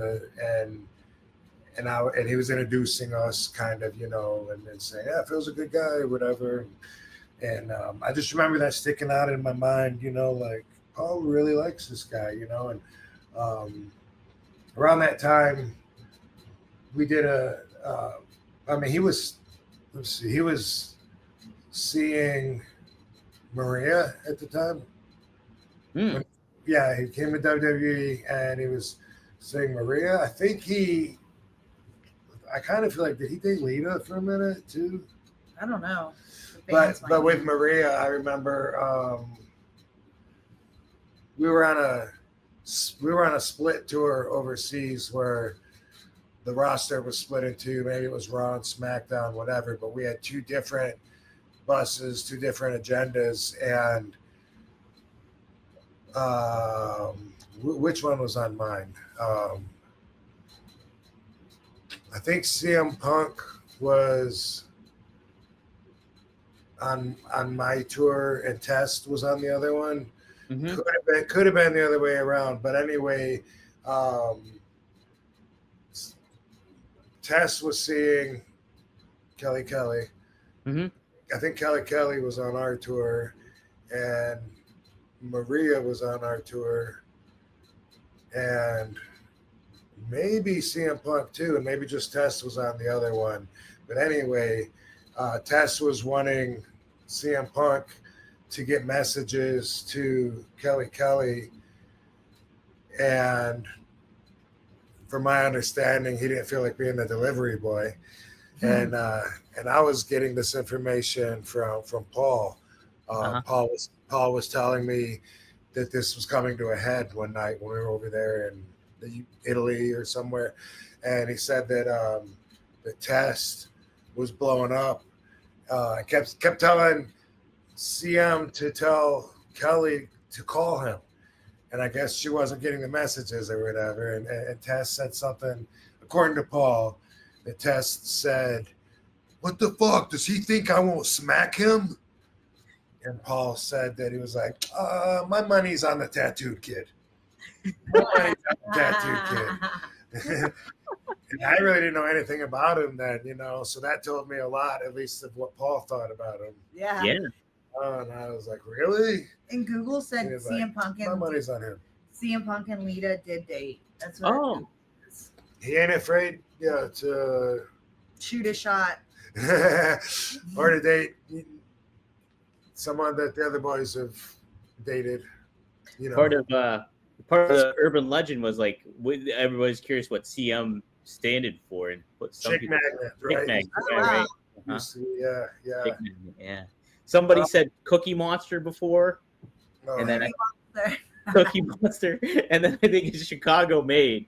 I don't know. I think it might have been. That's what it's named. oh, yeah, that sounds more like. Yeah. that's good. Chicago made. Yeah, so they were like and I guess CM Punk was telling Paul, it was going through Paul, the messages from Test to CM Punk, and CM Punk was telling Paul, tell Test anytime he wants to fucking try me. I'm not his messenger boy. And that must have been before text messages, clearly. I guess, yeah, I don't know. Yeah. Well, I mean, we Right got in the early stages of it all. maybe not international, maybe. Oh. And I remember when he wasn't on could have been the same tour, could have been a different one, but I was on the bus and everyone stands up in the aisle to deboard, and Maria was standing there, and she was like just in front of me, where I'm sitting, and she's there's her backside. And and it was noticeable, like, okay, the ass is like right there. And then I saw, but across the aisle was Big Show. Mm-hmm. And he was noticing that ass, but he was like salivating. I swear he looked like he was looking at it. He was like, looking at it, and I was just like, oh my God. And he took his hand. Oh my God. He took his hand and he went smack, and he smacked it and grabbed it at the same time. Sorry, Bar. Oh, I'm just telling a story. You're okay. He went smack, and he grabbed that ass, and Maria turned around real quick, and she was too surprised. She didn't know how to sell it. You know what I mean? So she was like, "Hi." She was like, "Hi." My goodness, but I remember thinking like, that probably really offended her, and she's got a fucking boyfriend too, like that's so rude to do this. And I love Big Show, but that was just a moment that I saw that I add to the melting pot of what it's like being around the boys. Yeah. Mm-hmm. And having the locker room mentality and everyone doing whatever inconsiderately and running by their own ego and just the boys, you know what I mean? I just remember thinking like, now she's in a spot maybe because she's either going to tell her boyfriend or she's going to feel like she should tell him, like he would want to know, but she's not going to tell him because she doesn't want any trouble, which now might put some distance between her and him if she feels like she's holding back. It was just the whole everything. I was just like, what a spot to be put in inconsiderately just because he had to fucking feel that ass. Yeah. Oh man, it puts everybody in a tough position when you do that, when something like that happens. Like, all that kind of. Well, that's the funny thing too. CM Punk literally just did an interview and was asked about AJ, his wife now, and he was like, "Yeah, two things we don't do together." He's like, "Work out and work together. We don't do that." So it's, how about that? So kind of ties up too. Me and Rob don't work out together either. Don't you? Way different styles. Like he likes quiet to be the only person in his gym. Well, I mean, I can join his gym, but like he can work out alone and get energy to push himself. And I like the energy of the people around me in like a group class environment, like working out in public. And he likes to work out in the middle of the night. Like he'll go to sleep, wake up, work out, go back to sleep. So when I first started dating, I was like, cool, he's jacked. I want to work out with him and we can work out at home. And then I'd be like so tired sitting up waiting for him. It's like, this is not going to work for me. I need to do it like right when I wake up. Like start the day, not like when I wake up, just like as a midnight fun thing and then go back to sleep. And I It's hate crazy. leaving home. Like I can't. I probably been to 1 or 2 workouts in a public gym like in the last like 4 years, right? Yeah. Yeah, like I never Never. go to the gym. Like when I'm on the road, if I'm there for 3 or 4 days, I don't work out usually. I might get the hotel gym maybe, but usually I end up skipping when I'm on the road and not making it anyway. But I'd have to be on the road for a while in order to be like, you know what, let me go find a Gold's. Like, but it used to be the first 20 years, that was the routine, you know, find a gym in every town but now, yeah, I got to be such an introvert that I don't want influence by other people, whether they're trying to flex in my direction or stare at me or whatever, or show off for everybody, whatever it is. I don't want that energy. I like to be put on game because it's like the science of bodybuilding and like any kind of workout is always changing. So I feel like if you like work out with people, like they'll give you advice, which I do like the advice. So then I'm like, cool, I'll try that. But he's been doing it like 30 years longer than me in the gym. So there's like, he knows everything already. Well, and before I would like say pay somebody to give me pointers and teach me things that I could do different, I could already criticize my own workout and come up with things that I could do better. You know what I mean? Like every time I leave the gym, you know, it's like, fucking asshole, you should have done your abs today. You suck. Yeah, and his gym isn't even like connected to the house. Like there's like 2 doors that separate it, and I can still hear him inside grunting. Like, oh my gosh, like you push your anytime I'm downstairs. When you're anywhere else, not when you're wearing the TV. No, when I'm in the kitchen. Oh, okay. I can hear him in the kitchen, like grunting or like slamming weights. Like I would never be able to push myself to that limit to where I yell like alone. Mom, I imagine you don't have music playing or anything like that. No, but I watch TV though. Oh, okay. Yeah, yep. Sometimes it's something like you know, exercise related or whatever, but what I do is I get a kick on series for a long time, and that gets me through the gym. Like I watched the whole Soprano series. Did you? And then I watched Boardwalk Empire, and now I'm on the last few episodes of Oz, rewatching all of it. So it's like I actually look forward to, you know, going out there and getting back to where I left off because it's a really good show. And so I do shit like that, and it helps get me through. Because in between, if I don't have anything specific to watch, you know, it could be YouTube. Then it's only 7-minute video. Then I got to look for something else afterwards. But when I can just leave it on. Even though it's fiction, and I limit my fiction. Oz is a great show, and I don't know what. Maybe I'll try. It'll be over pretty soon though. But yeah, I can. One episode, you know, could be like a workout, or in the middle of the episode, I stop it, come back tomorrow, whatever. So that's what I do. Heck yeah, well, yeah. Music though, no, that doesn't motivate me. No. Have you watched The Wire yet? No, that's one of the shows that's been recommended to me more than anything else to watch. I know it's about loosely based on the Baltimore Police Department. Yeah. It's about it. Yeah, I even have a DVD of it, but I've never watched it. Yeah, it's good stuff. Katie, I'm more like you though, because I have to go to like a gym. I feel like I gotta go to the gym to do stuff and interact with people. Not even necessarily take a class, but just get out of my house and do something. Yeah.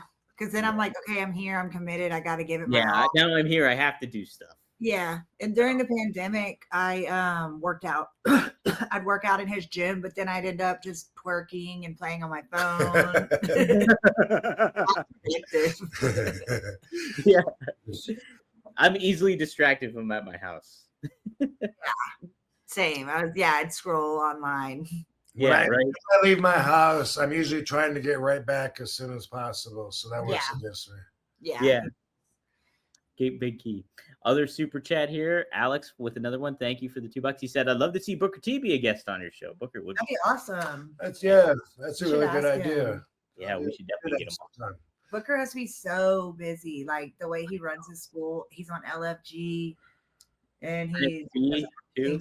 Falling asleep at the announcer's table. he works hard. Yeah, He was praying.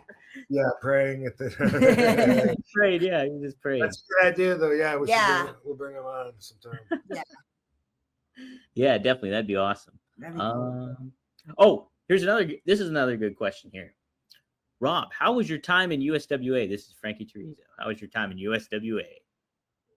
Well,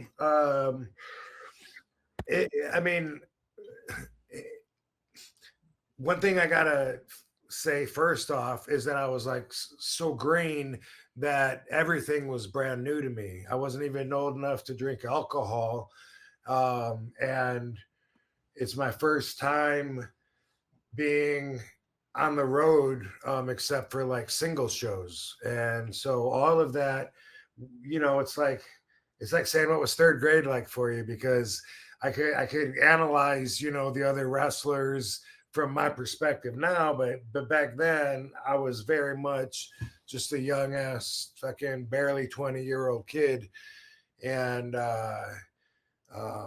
it was bonding for me and Sabu, Dingo, and Judge Dredd, and Samson. Like sometimes all five of us would be there. Sometimes Samson or Judge Dredd wouldn't be on, but we rode around on the loop together. And it was the first place where I would go to a building to wrestle, and they already knew who I was.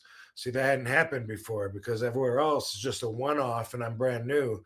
So, Saturday morning when I'm at the Memphis TV studio, well, shit, I just wrestled in Memphis on Monday night, so they know who I am. And then I'm there for a few weeks. Now they're starting to know me. That was great, and that's a big part of the business. Learning how to market that, learning how to have merchandise for people that are becoming your fans that you're talking to every week. So that's what it was. It was every Monday was Memphis. Every Tuesday was Louisville,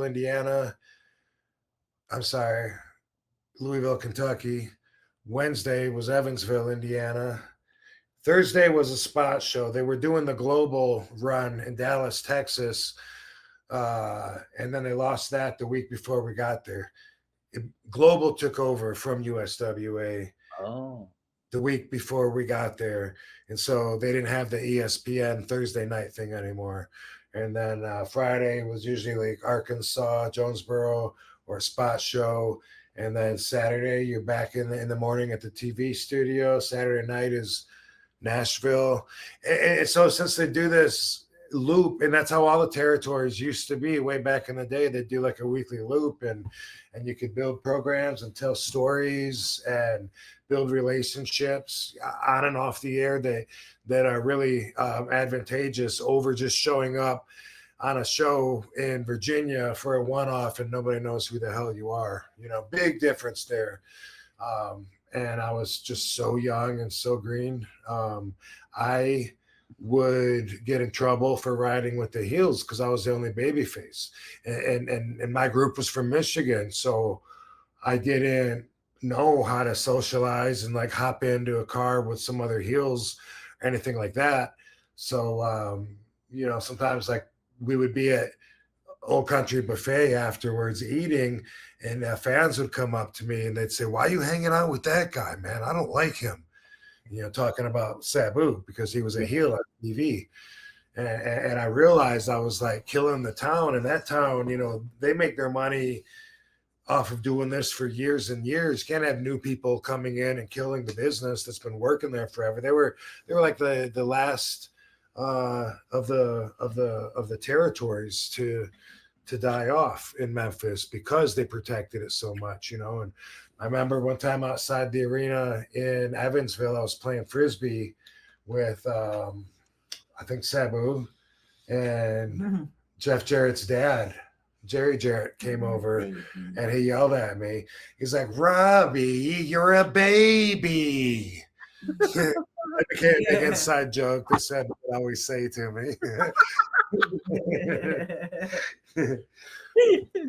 Right. So after that, they would, when they would drive me, they would park a few blocks down and let me out, and I would have to walk to the arena and walk by the fans carrying my bag as if I'd walked from the airport, I guess. I don't know. But that was me learning to protect the business, and learning it was a really big deal then, so that's one of the things that nowadays, babies and heels are seen 24 hours a day, eating together, wrestling each other, killing each other in the ring. Now you can see them working out the match beforehand in certain outlets or certain platforms, so it's definitely changed a lot. But I had to learn there at my first territory to, smarten up, quit smarting the fans up, or I wasn't going to be there long. Right. Yeah. Well, you saw this on X, I know, but here's you in the USWA. Yeah, that was his hair looks like baby hair, and it's so stoic. Yeah, no, I don't see it when people tell me that they look like that they see Jean-Claude Van Damme, but I could see it in that face, like the structure of the face. To me, yeah, that looks like that could be similar to Jean-Claude in Bloodsport or something. And did you put your hair up to do that, or did No. Good. That's some good early 90s hair right there. Yeah. I look like a baby chicken. Look at that. I'm sure my commentary that I'm doing right there is got to be 5-star all the way too. I gotta type this into YouTube and find it. I'm probably watching Dango wrestle somebody and explaining martial arts from a green first time ever on TV perspective, and that was a nice sidekick.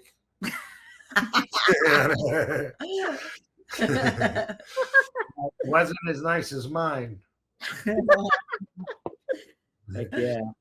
I remember one line they gave me, but it wasn't this night, I don't think, because I didn't have the black gimmick on. It was something between me and Eric Embry. And it was, you've heard this line a million times. It was new to me. But where I say to Eric Embry, I wouldn't spit on you if you were on fire. And I go like that, turn my back on him to walk away, and he like belts me with a chair or something. Yeah. It was all new to me back then. Oh, man. Brand new shit. This is a great visual. Ronnie Draw says playing frisbee with Sabu. That would be in the early 90s like that. And then Jerry Jarrett yelling, I want to draw the picture. That's what I want to do. I want to draw. Yeah, that'd be a good cartoon. Baby. And we get like care packages from Raw with all these cool like innovative stoner ideas. And one was frisbee that you put the doobie in and you throw the frisbee so then you can smoke it and then throw the frisbee back. Like y'all needed one of those. Yeah. This was back then. I wasn't smoking. This was when Sabu and Judge Dredd thought it would be funny to smoke and like blow it in our faces and stuff. And we're like, oh, stop. You kill yourself. You don't have to kill me. I don't want to die. I don't want to get reefer madness. Yeah. We'll close it out with this question, guys. This is a good one. Alex, he says, what was your best financial advice you ever got in your career, Rob and Katie? Best financial advice. I don't know if this is advice, but this is like a stupid quote, but it's so true, is keep your eyes on your own money. Because that's where I've gotten screwed the most, is when I trust other people too much and like think they're going to help me manage money or help me save money. And then they're like stealing from me. So I feel like, be careful who you trust, and really you shouldn't really trust anybody except like your closest person or your partner that you're like married to. That's what I say. Because money makes even nice people be greedy and do horrible things. Yeah, absolutely. Rob, how about you? Anything stand out to you? What somebody get any of a few things stand out. I think it's some of Sabu's words.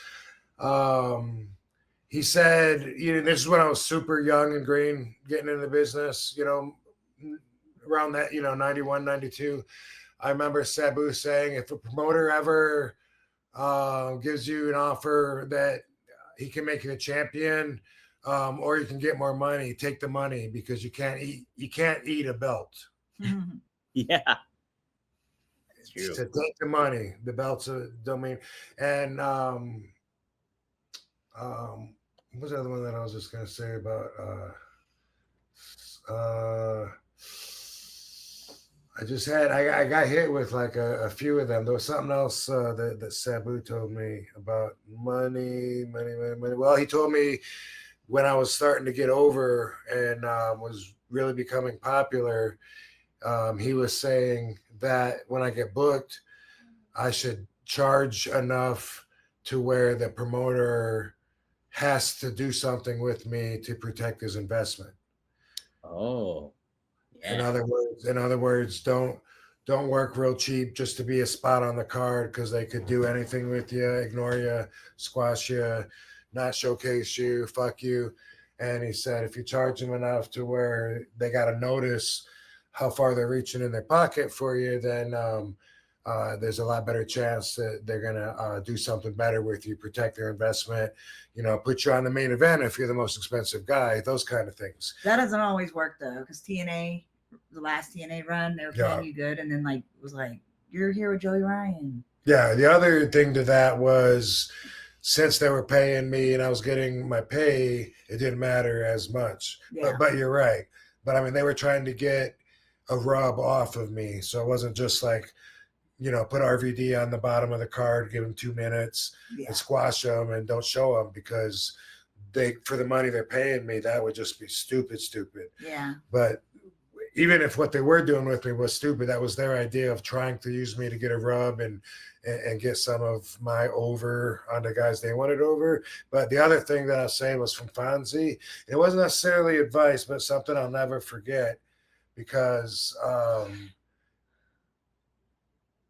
think he was 100% right. And I didn't know when he told me that was the facts. But we were talking about money one time, 15, 20 years ago. And he was saying, I don't know, maybe I was saying, hey, I got a contract, and they're offering more money than I'm getting now and this and that. And he said, Van Dam, he said, people always think when they make more money that they're gonna have a lot more money put away. He said, but it doesn't work that way, Daddy. He said, we always live up to the money that we're making. Mm-hmm. So whenever we make more money, then our living standards go up. And when you're really making it, then you buy a bigger house, and you buy a bigger car, more cars, whatever. And at the time that he said that, I thought it sounded really interesting. But I've repeated that so many times, haven't I? Yeah. Because it's been 100% true. Yeah. And has that kind of like made you think about it? Like, oh, I gotta put a cap. I'm not gonna go over and above my means. I'm gonna go where like a little bit below, or not for Rob. No, not for Rob. No. No, but it makes me keep an eye on it. Sure. Yeah. But yeah, I mean, I remember when I lived in Augusta and had a $400 a month cockroach infested townhouse that I lived in. All I had was a bed mattress on the floor, no springs, no frame, no nothing. And if I made the money now that I made back then, if I still lived there, then I would be putting so much money away. But why the fuck would I want to live there when I could live here? Right. Yeah. So no, the quality of life, I deserve a higher quality of life. And so yeah, make more, spend more, make more, spend more. Yeah. That is his thought. I deserve this. Yeah. What you do, baby? Quality of life. What beats quality of life? He does deserve the best of everything. Yeah, you put the work in, man. So that's what kind of advice would you give to somebody, financial advice in the wrestling business? Well, I mean, unless you're lucky enough to get one of those multi-million-dollar contracts that they seem to be offering, if you're on your way up, I would say I've always been open to having several funnels of revenue coming in. Way back in USWA, I learned about the pictures. You know, like we go to Memphis, be in Memphis, and there's a photographer there, and then he would like take pictures of me. And then the next week when I'm back in Memphis, he brings a print of each one and shows me little 3x5s. Mm-hmm. Oh, I like that one. I like that one. Dan, I like that one too. Then he asks how many you want of each one. Then the next week when he comes back, he brings prints, and then I would buy them for like I think they were $2 a picture or something. But then turn around and sell them for like $5 or whatever. Now all of a sudden, you're doubling your payoff. You know. Yeah. I was getting $20, $30 to wrestle, and I'd get $20, $30 selling the pictures too. And then boom, all of a sudden, whoa, I just doubled my payday.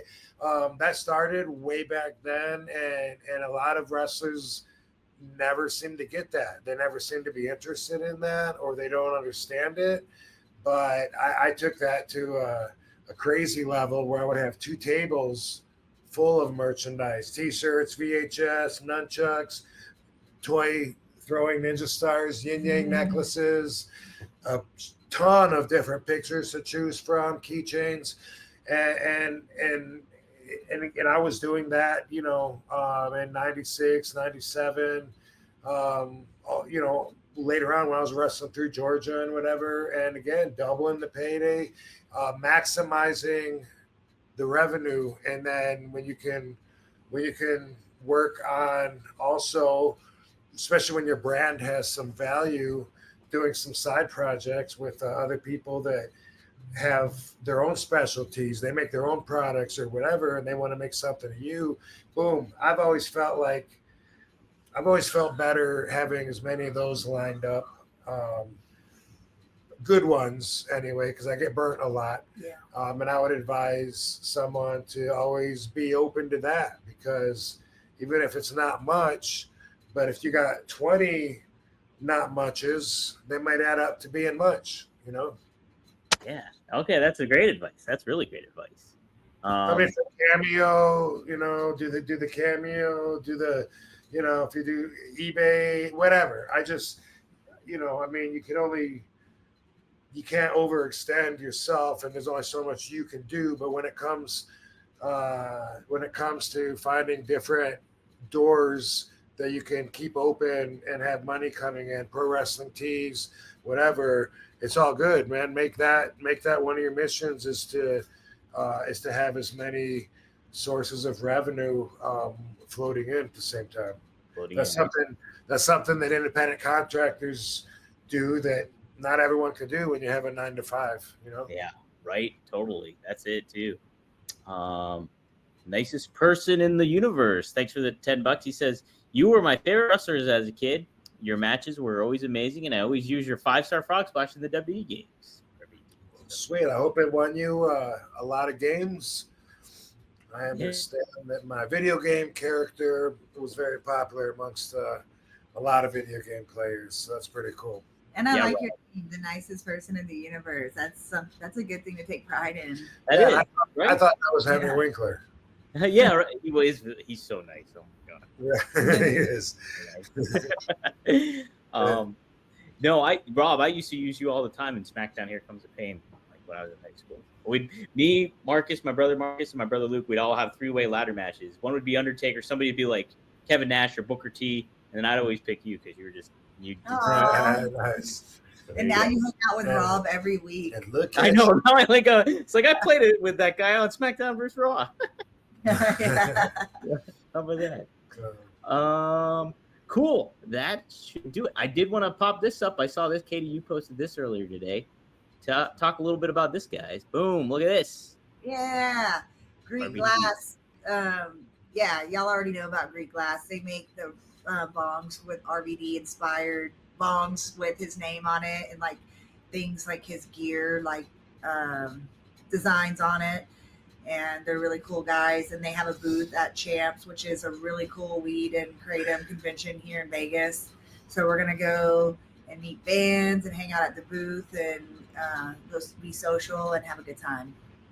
Cool. They got us on the 25th. Yep, July 25th we'll be there. Yeah, Champs is. I've been going for years to the Yeah. Champs conventions, and it's the 22nd through the 25th or 26th. So we'll be there one day for sure, and shoot some videos that I've been owing them for a long time, promoting these bongs. Yeah. They're really, really nice bongs. Yeah. Oh yeah. I saw Godfather had one. He had one. Oh yeah, no pun intended. Yeah. That's it. Next week we go to the baby doctor, so we'll have more baby updates and more updated ultrasound pictures for y'all. Oh heck yeah! You just posted a couple the other day, right? Yeah. Yeah, that's awesome. Yeah. Yeah, we're doing great. Good to hear. Good to hear. Yes, that's great. So awesome. Well, this has been a good show. Good to be back with you guys, and thank you everybody for tuning in the chat, and appreciate what everybody's doing. This was fun. Yeah, this was fun. Do it again next week. Hey, you know what? Let's do it again next week. Yeah, All right. Yeah. Coming up is our next few things. I guess are local. I was just trying to think if there's anything to promote, but I think we get to be home, work on around the house, and some stuff here in Vegas. But we have time before this. But August 1st and 2nd is SummerSlam, WrestleCon, New Jersey. Are you going to be there, Doug? I'm gonna try to if I get credentialed by WWE to go to the show, I'm gonna make an effort to go there. I just got to figure out my finances for it, but Right yeah, on. an effort to go there. For sure. So yeah, that's on my agenda. So hopefully, fingers crossed. What city in New Jersey is it? Do you know? It's not Woodbridge. Newark. Newark. No, WrestleCon. I'm trying to think. Let me look.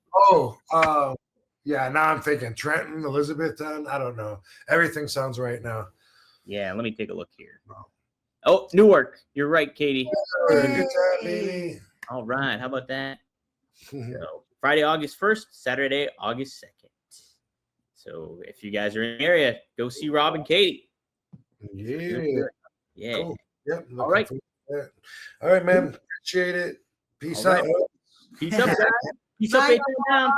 Thanks, Van Dam fam. See you guys next time on One of a Kind with RVD and KT. Boom. Boom.